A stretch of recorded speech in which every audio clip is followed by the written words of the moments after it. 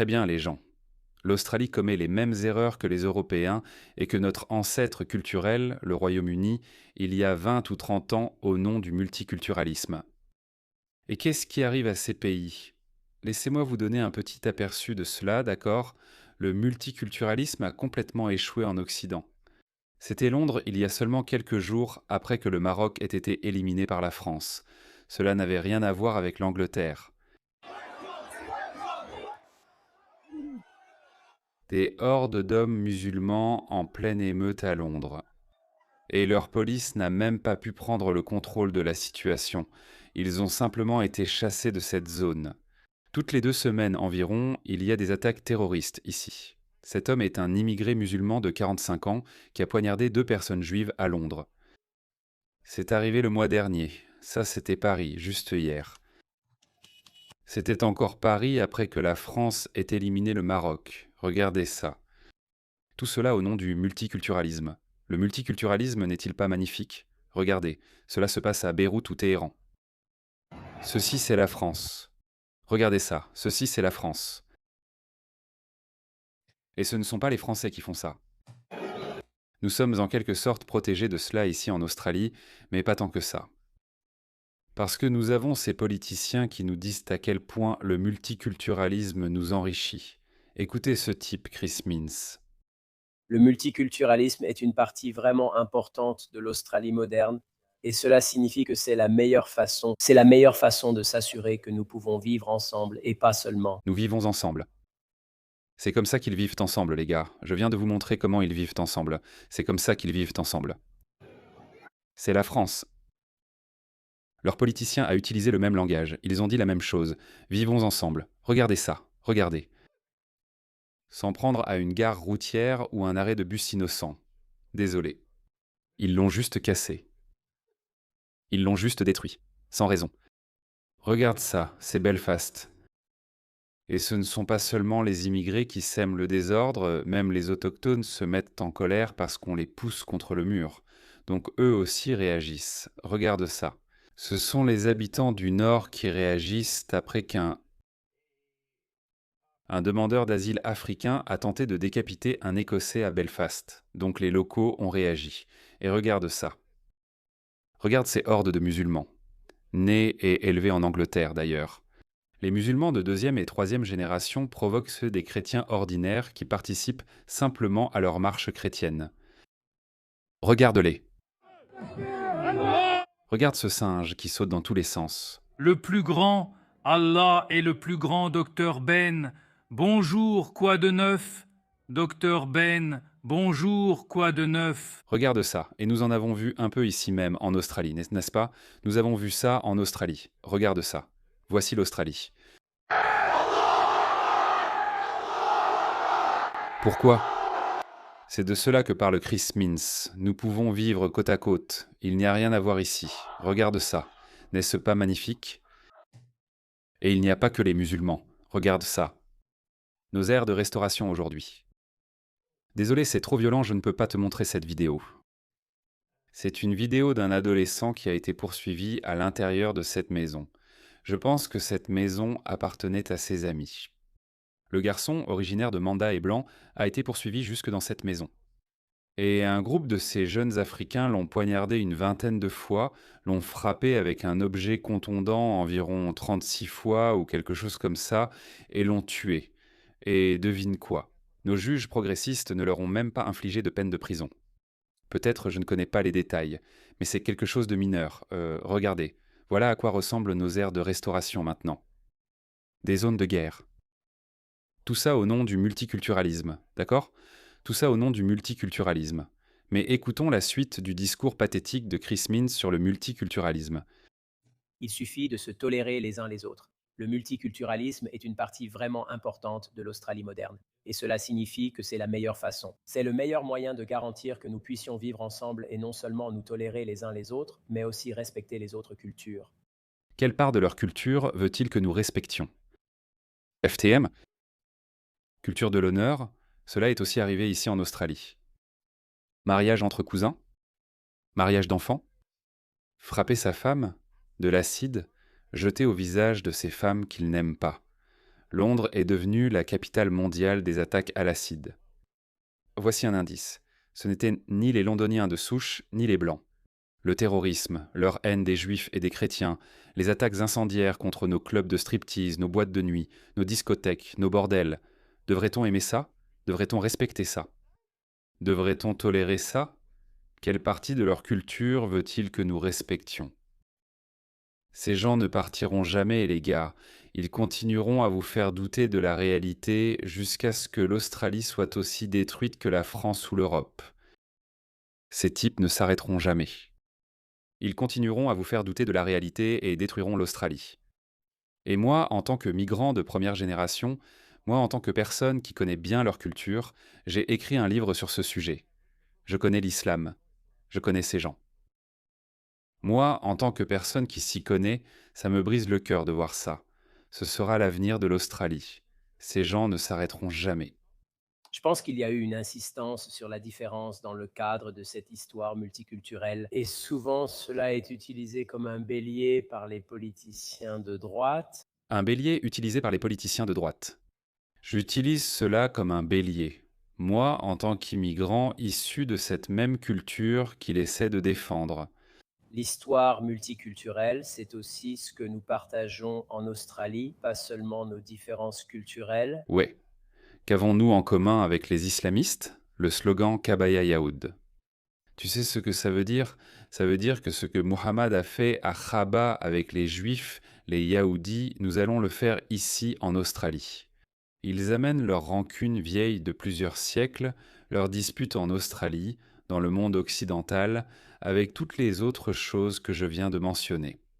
FTM, l'honneur, la culture, le mariage d'enfants ou entre cousins, le retard mental, toutes ces absurdités. Tout ça. L'homophobie, bien sûr. Oui, c'en est une autre importante.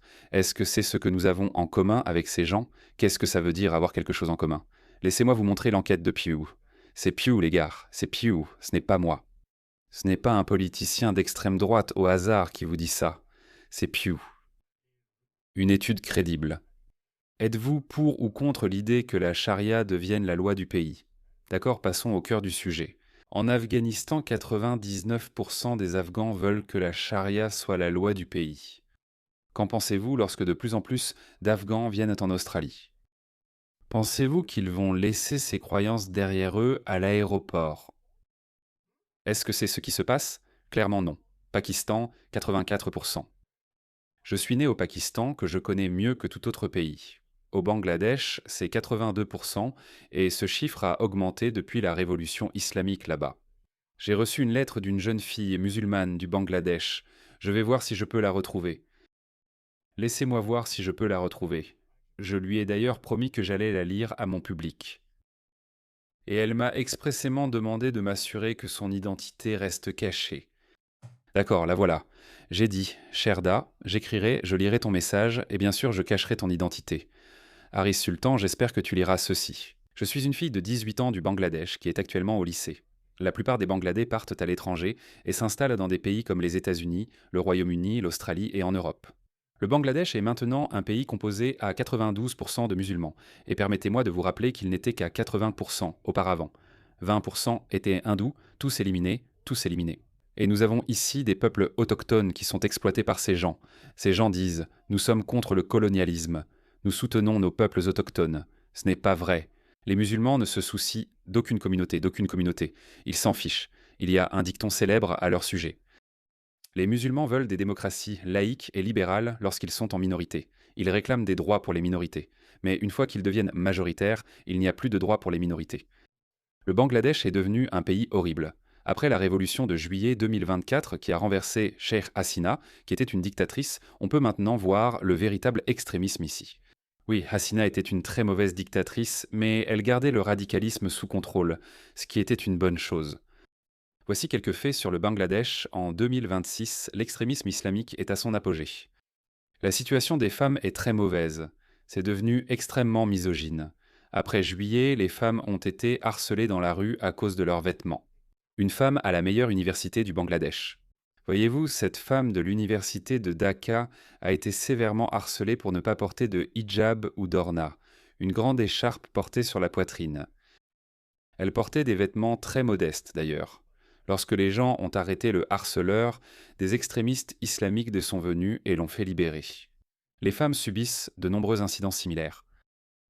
Et nous avons ces idiotes féministes occidentales qui s'aplatissent devant ces gens-là, les gars. Les femmes sont traitées de salopes sans aucune raison, aussi bien en ligne qu'en dehors. Peu importe à quel point elles sont habillées modestement. D'ailleurs, cette femme qui m'a écrit est une femme musulmane. Ce n'est pas une athée. Ce n'est pas une ex-musulmane. C'est une musulmane modérée, plutôt moderne. Peu importe leur tenue modeste. Quand je sors, je vois presque toutes les femmes en burqa, entièrement couvertes. Ils traitent les femmes qui vont à l'université de salopes. Ils disent que les femmes qui fréquentent l'université se mêlent librement aux hommes et n'ont aucune moralité. Ce n'est qu'un extrait, son message est très long. Si vous doutez, j'aimerais vous montrer la publication Facebook faite par des hommes bangladais. Je comprends, les gars, je vous crois. C'est pourquoi je vous montre cette étude de Pew. Regardez ça. 99, 90, 84, 82, Bangladesh, Irak, 91%. Ces personnes veulent la charia. Que pensez-vous qu'il va se passer quand ils viendront ici? Et nous avons ces types-là. J'aimerais pouvoir jurer. J'aimerais vraiment pouvoir jurer. Je pourrais l'insulter, mais je sais que j'ai un public très mature et qu'il n'aime pas que je dise des gros mots. Je ne peux pas vous dire à quel point je déteste ces gens. Ils jouent littéralement avec votre avenir. L'Occident a créé la plus grande civilisation connue de l'humanité, puis cela a donné naissance à ces idiots qui disent « Ouais, venez, prenez-la, tout est à vous. Comme la démocratie, le respect des femmes, » La liberté, le respect des femmes qu'ils ont. la liberté d'expression et la liberté. La liberté d'expression. 13 pays me feront tuer juste pour ça. Pourquoi? Je dis que l'islam est une fausse religion. Je ne suis plus musulman. Je ne peux pas retourner dans mon pays de merde, le Pakistan. Je ne peux pas y aller. La première chose qui va m'arriver, c'est que je serai lynché par une foule à l'aéroport, ou que j'atterrisse, ou bien je serai arrêté et mis en prison à vie. Et il nous dit qu'il y a beaucoup de choses en commun avec eux. Traîtres.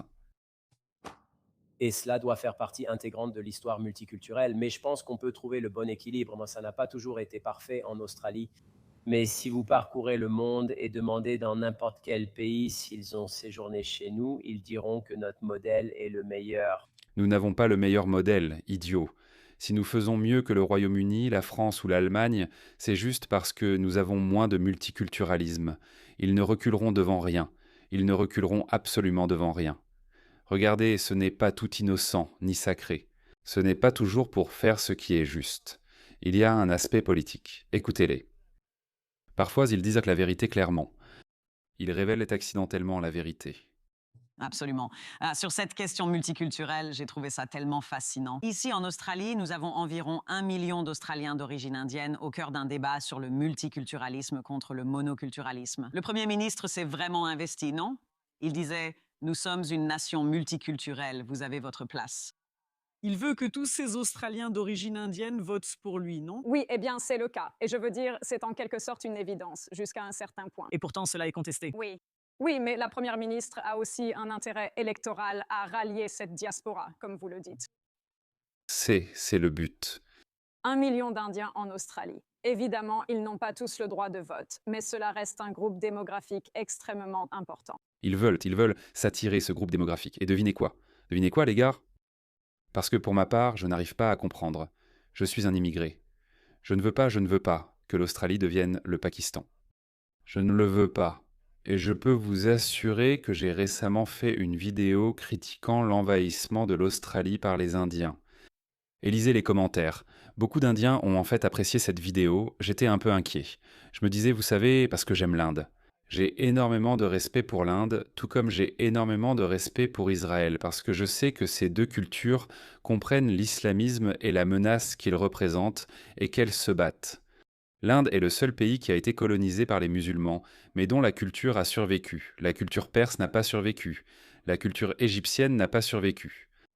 Partout en Afrique du Nord, il y avait toutes ces cultures indigènes. Aucune d'entre elles n'a survécu. L'Inde a survécu, d'où mon grand respect pour elle. Mais cela ne signifie pas que je souhaite que l'Australie devienne l'Inde. Non, ce n'est pas mon désir. Les Indiens respectables vous diront la même chose, voilà pourquoi. Regardez. Regardez ce dernier sondage. Même les immigrés ne votent que pas pour cette migration de masse insensée. Regardez ceci. D'autres langues à la maison, 35%. Donc si on regarde les personnes qui parlent d'autres langues à la maison, 35% de ces personnes votent pour One Nation. Seulement 21% d'entre eux votent pour les travaillistes et 21% votent pour les Verts. Ensemble, ils représentent évidemment la plus grande part. Ils représentent 42%. Mais si on inclut la coalition, alors 35 plus 16, ça fait combien? C'est bien, 47%. Donc 47%. Donc la grande majorité des personnes issues de l'immigration votent soit pour la coalition, soit principalement pour One Nation. Tu sais pourquoi? Parce que ces immigrés comprennent aussi que nous avons quitté nos pays pour faire partie de ce pays, pas pour faire de ce pays le trou à rats que nous avons laissé derrière nous. Et il est tout à fait normal que l'Australie reste l'Australie. Et encore une fois, tu sais quoi? Nous n'avons pas à nous excuser pour ça. Tu n'as pas à t'excuser pour ça. Dis-le sans honte, sans t'excuser. Reste fidèle à ce pays. Je ne veux pas que l'Australie devienne autre chose que l'Australie. Certainement, je ne veux pas que l'Australie devienne islamique ou soit inondée de migrants musulmans. Je vous ai montré ce qui se passe. Donc ces gens-là n'arrêteront devant rien, les gars. Ils n'arrêteront devant rien. Ils vont détruire l'Australie. Regardez le genre de personnes que nous faisons venir. Regardez ça. Évidemment, je ne peux pas vous montrer cela. L'épouse australienne de l'État islamique, Raynan Rayanin Al-Houli, aurait appris à ses tout-petits comment égorger les infidèles. Et cette Rayanin Al-Houli, elle est revenue en Australie. Voilà les personnes que nous faisons revenir. À votre avis, que pensez-vous que ces enfants vont devenir en grandissant? Vont-ils devenir les prochains Kylie Minogue ou Steve Evans? Non. Ils vont devenir les prochains Anjem Chaudhary, les prochains Oussama Ben Laden. Ils foutent ce pays en l'air.